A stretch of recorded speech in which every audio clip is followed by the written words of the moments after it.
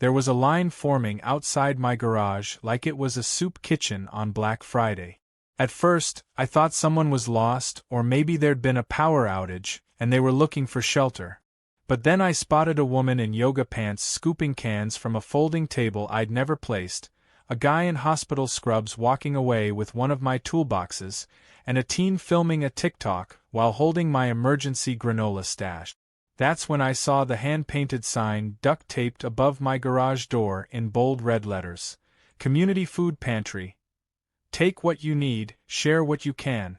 My jaw dropped. My garage had been turned into a public grocery store without my knowledge, and the ringleader? Karen from the HOA, smiling wide in a Facebook livestream like she was Mother Teresa in overpriced sunglasses. She even had the nerve to hashtag it as a community service event. The only problem? Everything in that garage was mine. 2 hours earlier, my Saturday morning had started out calm. I was cleaning out my garage, organizing my winter supplies, emergency rations, and some spare tools. I keep the garage locked at all times since it stores a backup generator, fuel cans, a mini fridge full of medication for my dog's condition, and frankly, some sentimental heirlooms from my dad's old workshop. I even added a keypad entry after Karen once complained my garage door made the street look industrial. Irony, right? I had just gone inside to take a call when the chaos must have started. No one rang the doorbell. No one knocked. They just came in. Like my property had turned into a Walmart clearance aisle. By the time I stormed out in my slippers, half the garage shelves were empty, my water cooler had been drained, and a trail of chocolate bar wrappers lined the driveway like some bizarre Hansel and Gretel situation. I told people this wasn't a food pantry, that this was my personal property, and to kindly leave. Most folks looked confused. One elderly woman in a walker apologized and said, "I saw it on Facebook, dear. Karen said this was your idea. That you wanted to give back." That sentence lit my fuse. I went straight back inside, opened Facebook, and typed Karen HOA Pantry. The first post that popped up had over 200 likes. A smiling selfie of Karen in front of my garage door. "We're making a difference today."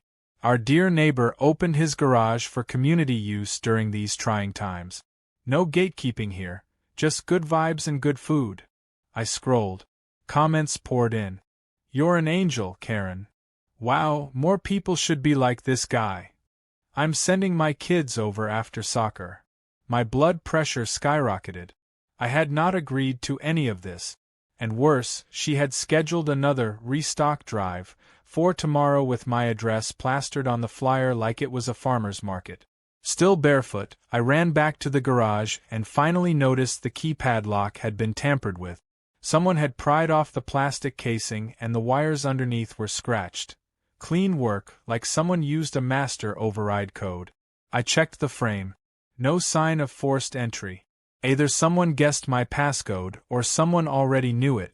Karen had been on the HOA security committee. She was one of 3 people who had access to the emergency override codes when the system was installed. My hands shook. That woman had broken into my garage, stolen my supplies, and broadcasted it like she was the neighborhood savior. I grabbed the ladder and climbed to check my security camera mounted just above the garage door. It was still blinking red, still active. I rushed inside, plugged the memory card into my laptop, and rewound the last few hours. And there it was. At 8:36 a.m., Karen strutted into frame with a clipboard, a tote bag, and 2 teenage helpers. She typed something into the keypad. The door clicked open. She stepped inside and began pointing like she was giving a warehouse tour. "This'll be our dry goods section.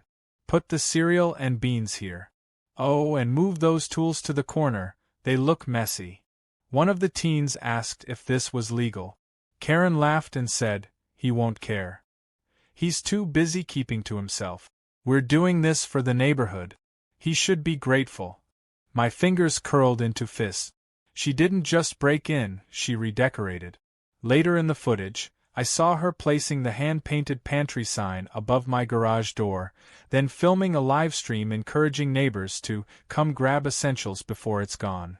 A steady stream of people filtered in over the next hour, carrying off boxes of canned soup, pasta, energy bars, even my dog's emergency food pack.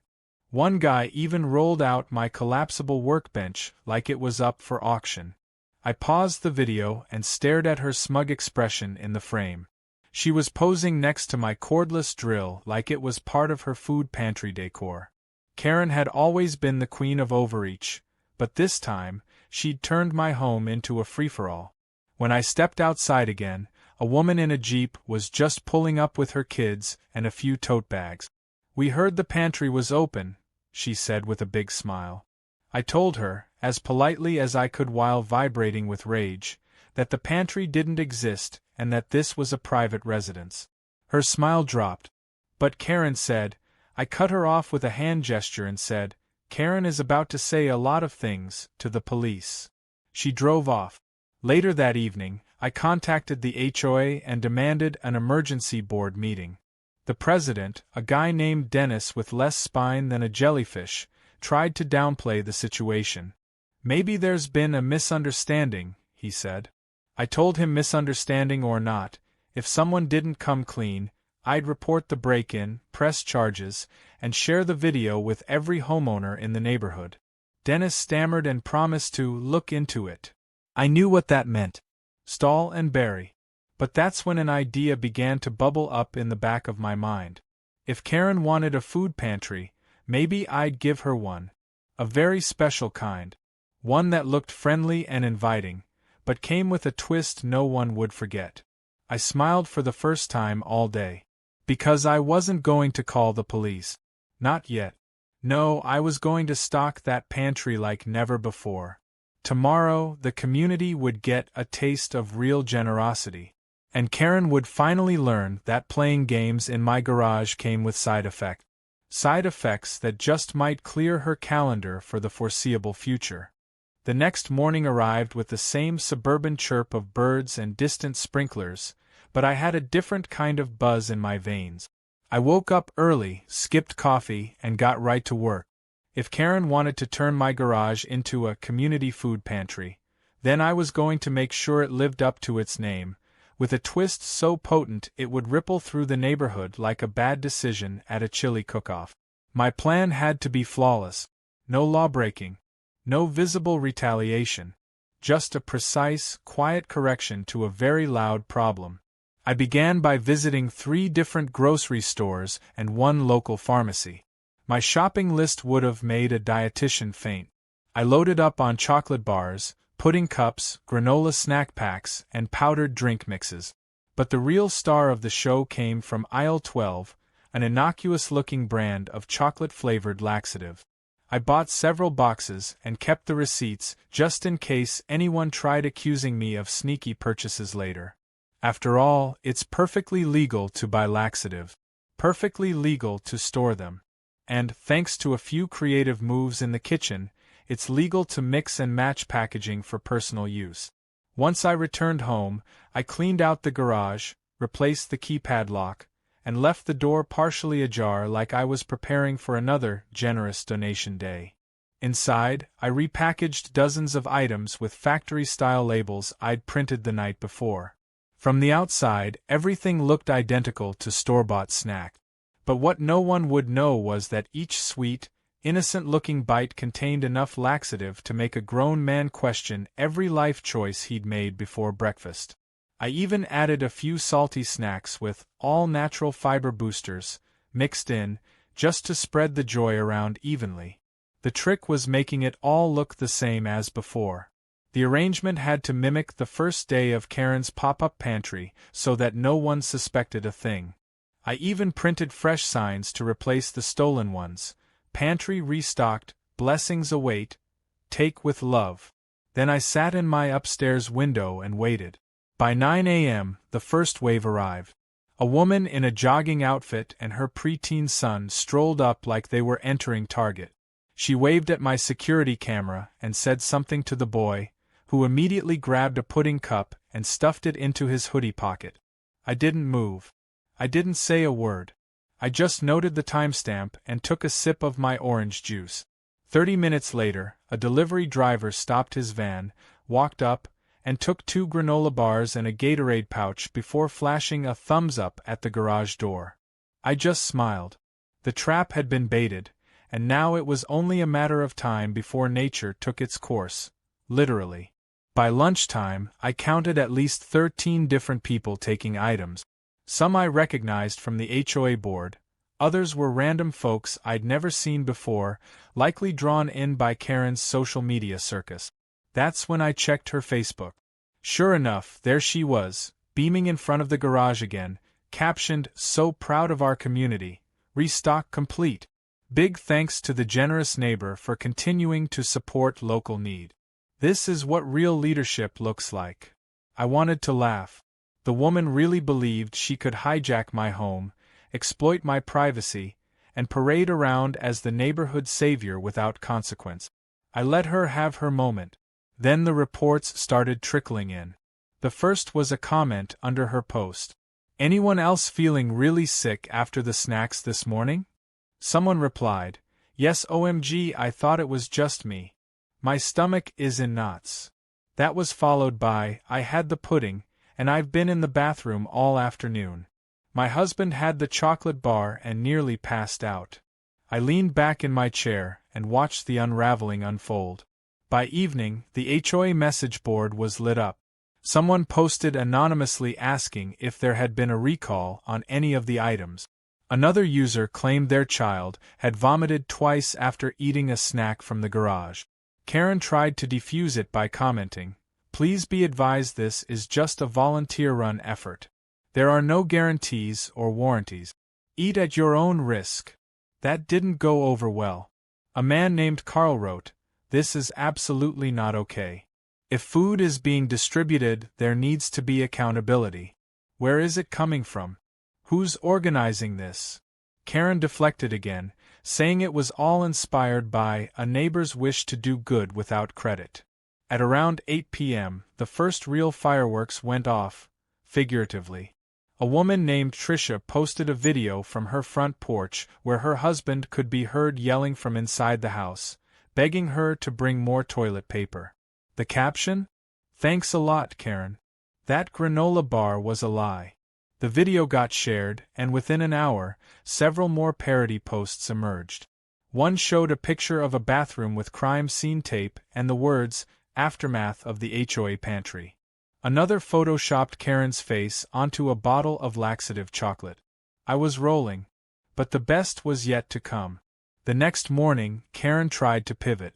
She posted a community health alert, claiming that some malicious party may have tampered with the pantry and that the food had been compromised.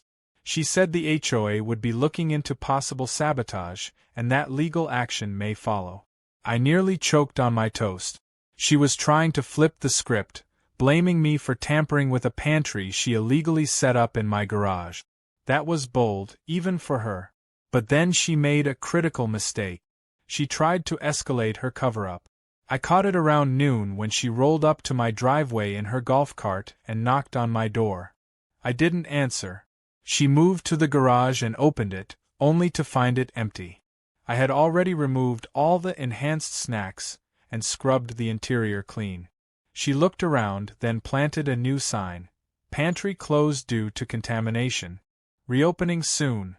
She was trying to control the narrative, pretend like she was handling a crisis instead of being the cause. I waited until she left, then walked over, removed her sign, and replaced it with my own. It read, "Private property. Unauthorized access will be prosecuted. Pantry is a lie."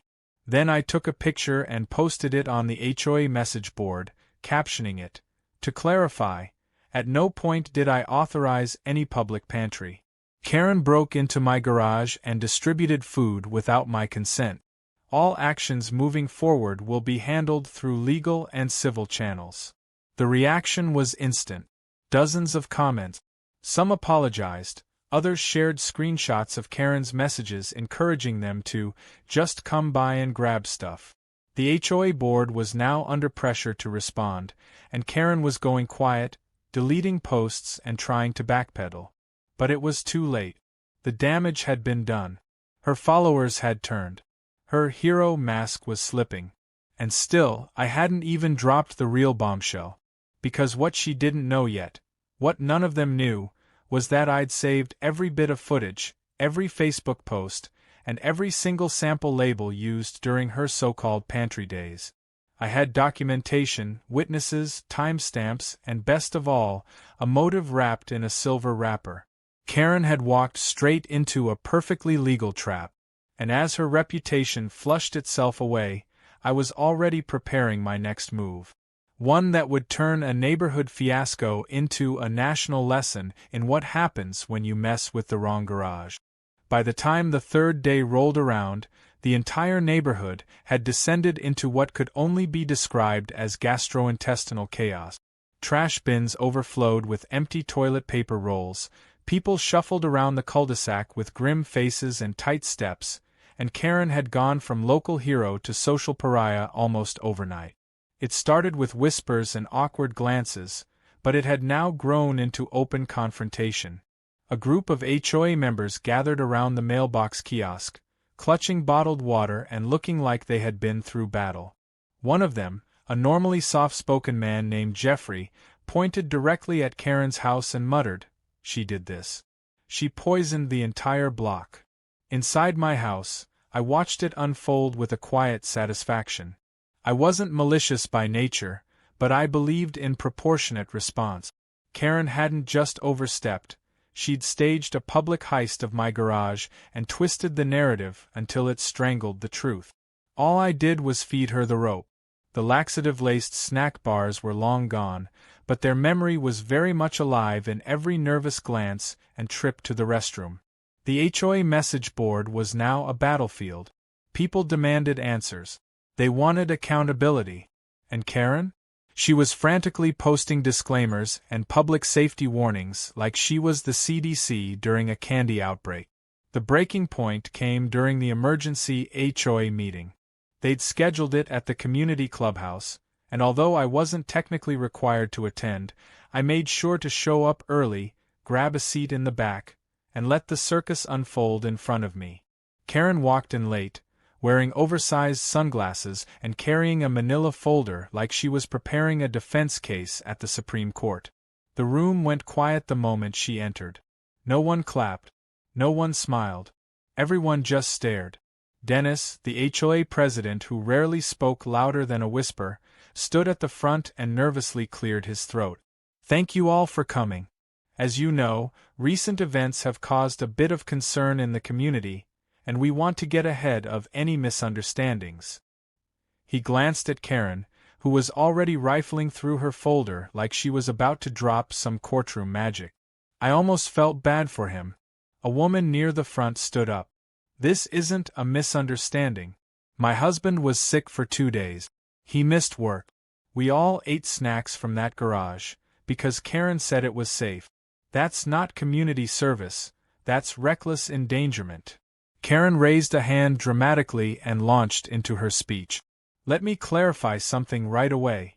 I did not organize the pantry as an official HOA-sanctioned event. It was meant to be a goodwill gesture, informal and based on the honor system. I was merely trying to help." That sentence was met with groans. A man in the corner stood up. "Karen, you posted flyers. You live-streamed it. You gave interviews. You even handed out signs. Don't play innocent now." Karen fumbled with her folder and pulled out what looked like screenshot. "I have documentation proving that I was acting in response to overwhelming community interest. I was merely a facilitator. The garage door was open. No locks were broken. That's when I spoke up. The room turned to me as I stood and said, 'The keypad lock was tampered with. I have video footage showing you entering the override code. You weren't invited. You never asked permission.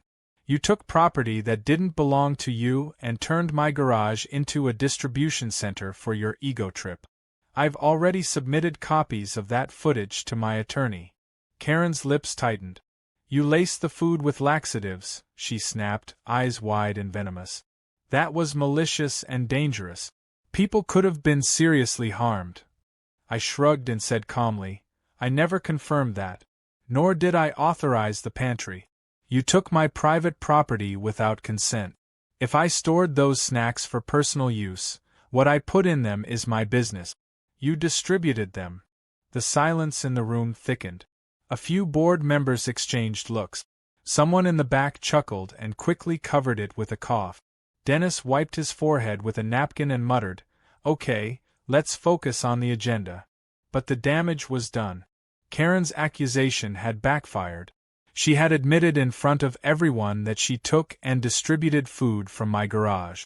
That was all the validation I needed. After the meeting, people avoided her. Some glared. Others whispered as she passed. But the biggest surprise came later that night, when a fleet of portable restrooms was delivered to the community park. Karen had apparently arranged the rental in a panic to alleviate strain on local resources, according to her post. She even tagged it as an HOA initiative, trying to reframe herself as the solution to a crisis she started. The absurdity of it was almost impressive. Now, lining the park where kids usually played soccer, stood 6 bright blue porta-potties and a banner that read Temporary Relief Zone, sponsored by HOA Wellness.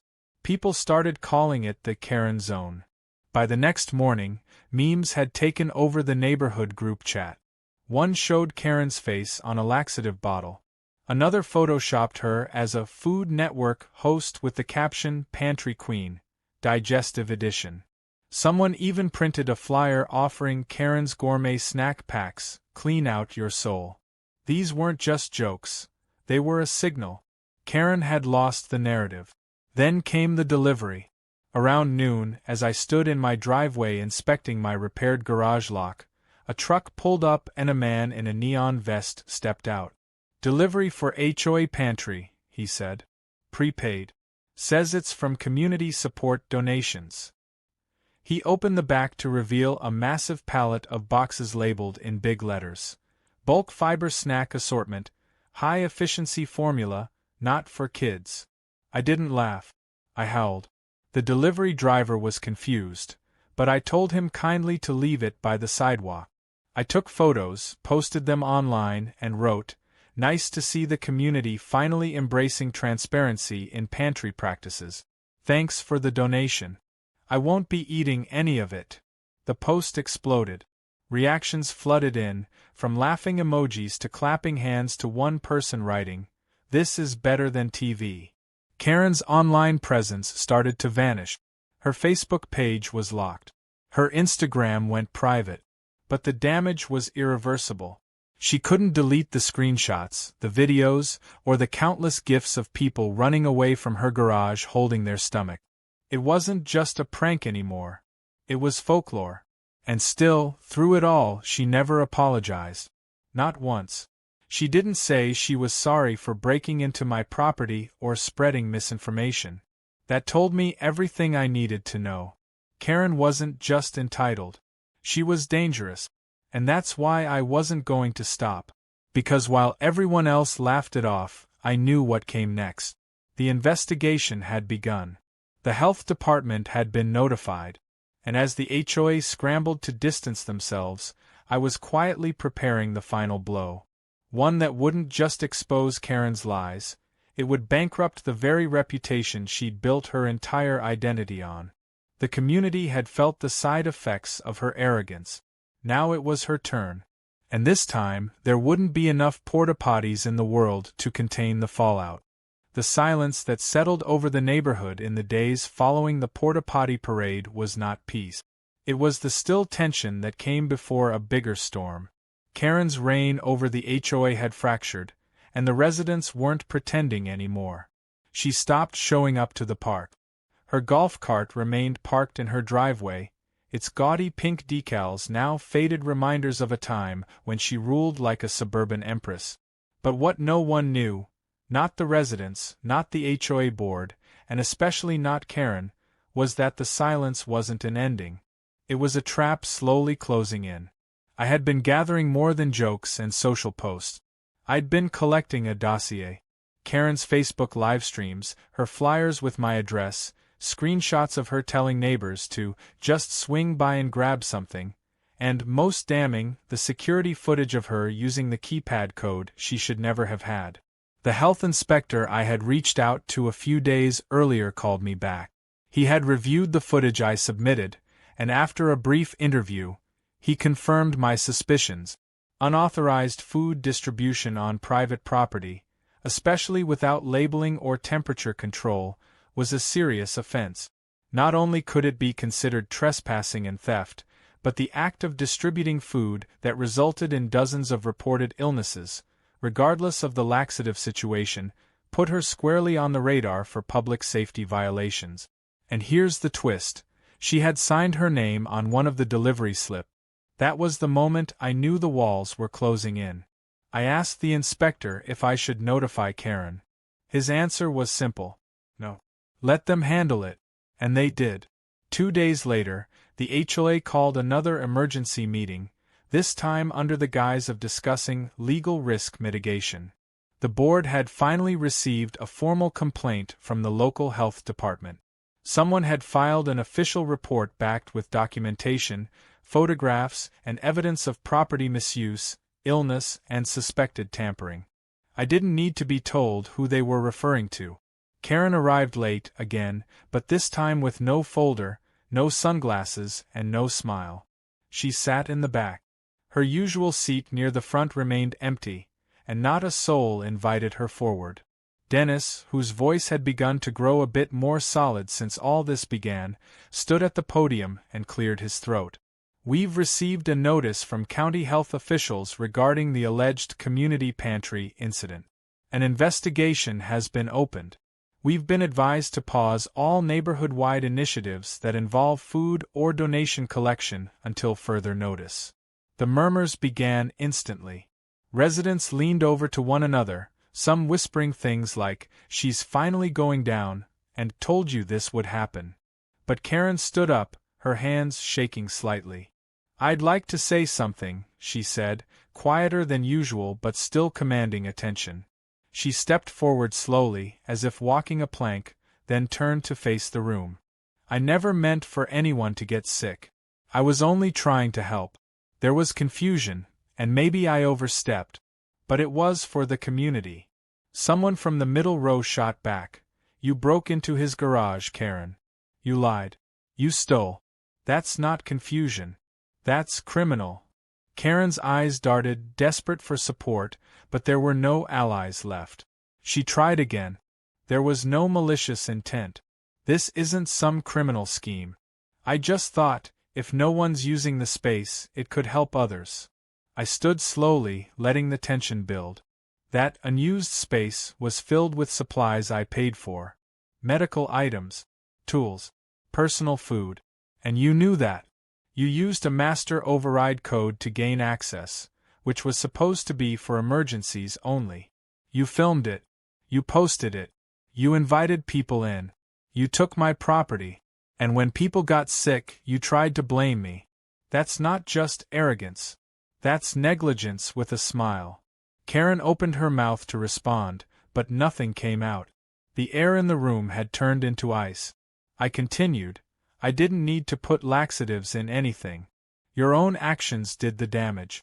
You turned yourself into a case study in how not to lead a community." Dennis stepped in, clearing his throat again. "The board has reviewed the evidence submitted. In addition to the health department's inquiry, we've received notice that our HOA insurance policy could be compromised due to exposure from unauthorized activities carried out under the HOA name. That puts all of us at risk." He looked over at Karen, then announced the motion that changed everything. "Effective immediately, we are voting to suspend Karen Hutchins from all HOA leadership responsibilities. She will no longer serve on any board or committee pending the outcome of this investigation." Karen let out a small gasp and whispered, "You can't do this. I built this community." Someone in the crowd replied, "No, you used it like it was your toy box." The motion passed unanimously. Karen sat down, stunned. And for the first time since all of this began, she didn't fight back. She didn't argue. She didn't deflect or smile or threaten to sue. She just lowered her head, hands in her lap, and stayed silent as the meeting ended.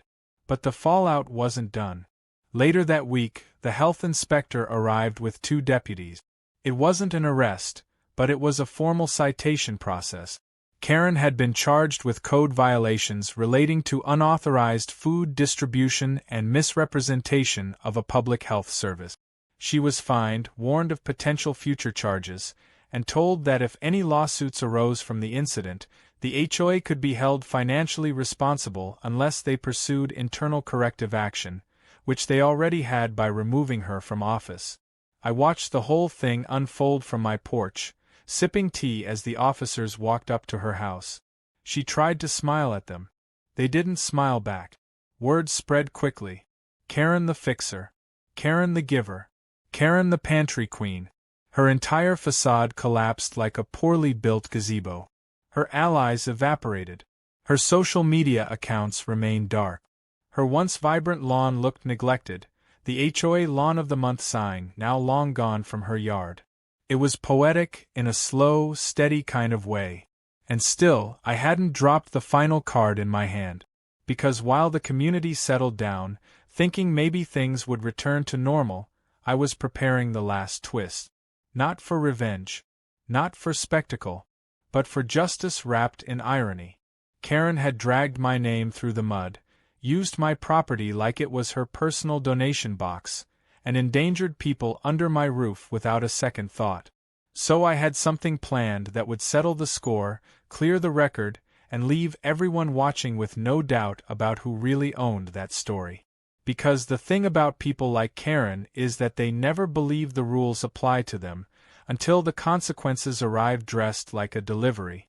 And mine was on its way, labeled, stamped, and ready for one last unforgettable reveal. By the time the final phase of my plan was in motion, Karen's name had become a cautionary tale across the entire community. Parents warned their kids to stay away from Karen's pantry, and neighbors swapped stories over fences about how fast her fall from grace had been. The HOA's emergency response team, which hadn't existed before all this, was now being assembled, not for hurricanes or fires, but for dealing with rogue community volunteers who might weaponize Pudding Cup. But for me, it wasn't enough. It wasn't about humiliation or pettiness anymore. It was about closure. Karen had tried to rewrite reality, and now it was time to finalize the truth in a way that not only ended the story but cemented her legacy in all the wrong ways. I started by filing a small civil lawsuit. Nothing flashy. Nothing headline-grabbing.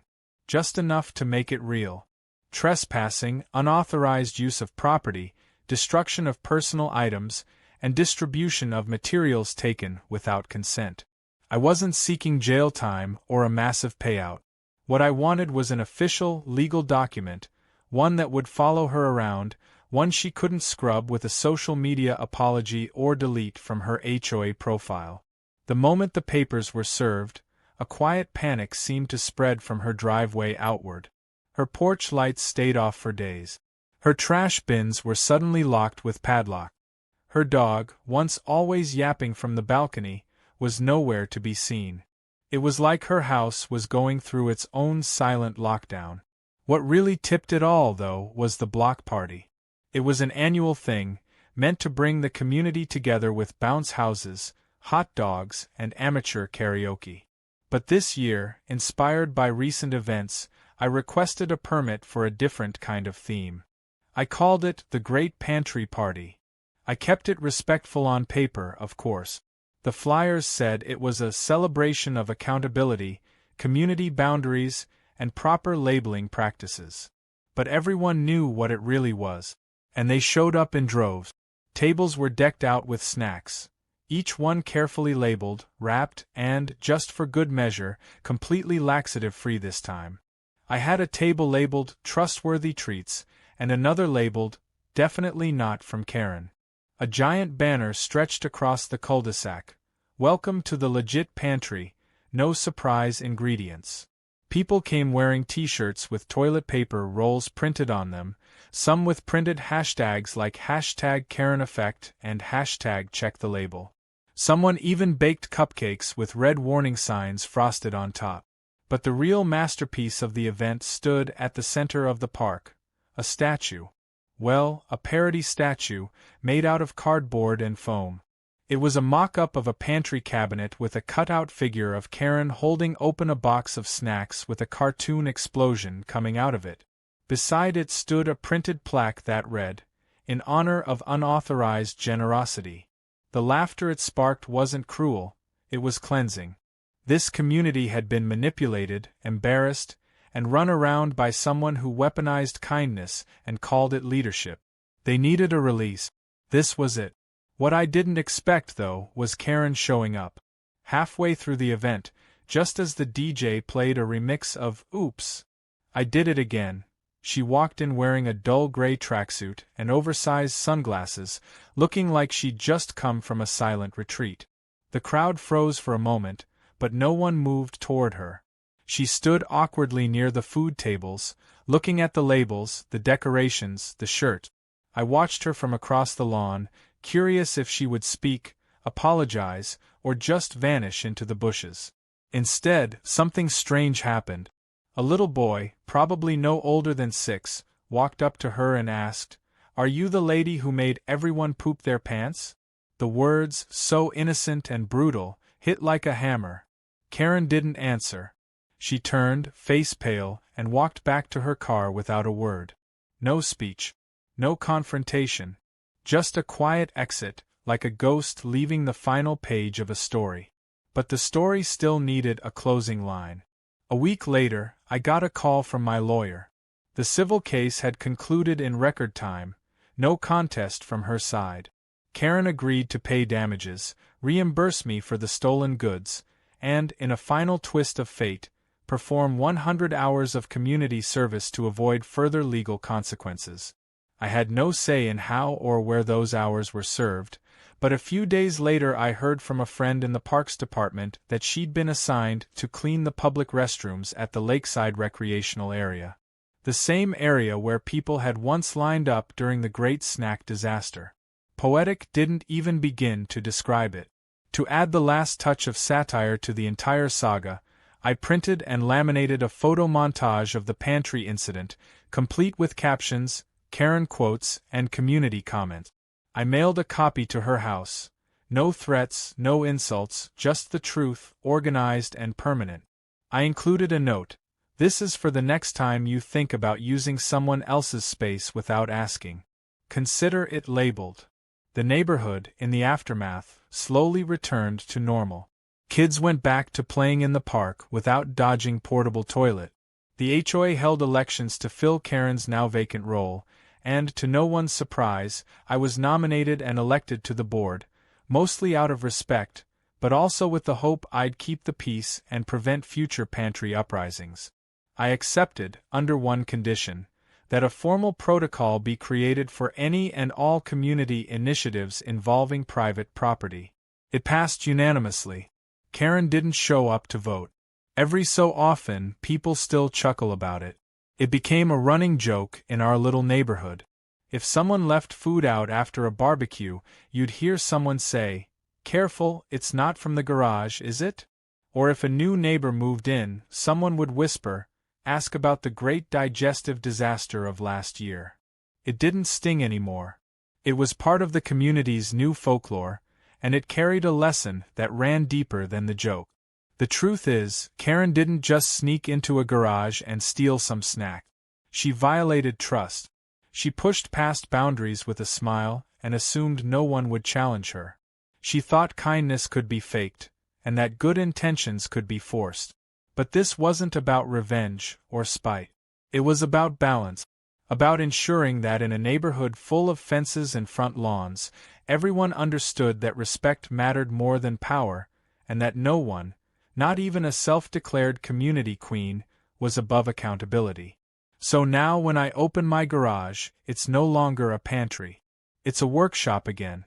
Tools are back in place, shelves restocked, lock reinforced. But one item remains: a framed photo from the party of the community standing together, holding labeled snack packs with big goofy smiles. At the center of that photo, taped to the folding table, is a sign that simply reads, "Take what's offered. Ask before assuming. And always read the label." That's the real legacy. And that's how you end a story, with truth, laughter, and one final, unforgettable serving of karma.